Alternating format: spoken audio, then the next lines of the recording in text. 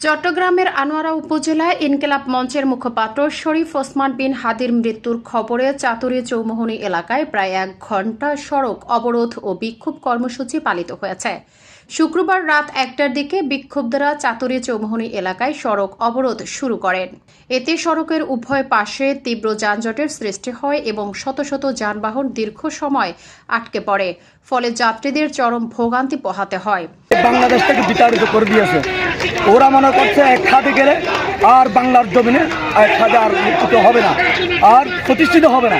আমি মনে করি এক খাদি যদি চলে যায়, লক্ষ হাদি বাংলার জমিনে গড়ে গড়ে সৃষ্টি হয়। এটা হচ্ছে আমাদের সংগ্রাম। আর এই ভারতীয় দালালেরা একে গুলি করে হত্যা করছে। আমাদের কোনো নিরাপদ নাই, ছাত্র জনতার কোনো নিরাপদ নেই। এই আমরা বলে দিতে চাই, আগামী ২৪ ঘন্টার মধ্যে হাদিরকে যারা গুলি করেছে তাদেরকে অবিলম্বে চোখ বন্ধ করে আইনকে ফাঁকি না দিয়ে তাদেরকে ফাঁসির কাস্টে ঝুলাতে হবে।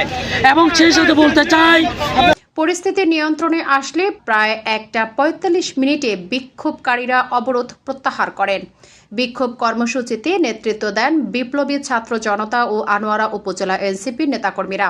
এ সময় তারা হাদির মৃত্যুর সুষ্ঠু তদন্ত এবং দোষীদের বিরুদ্ধে দ্রুত আইনানুগত ব্যবস্থা গ্রহণের দাবি জানান।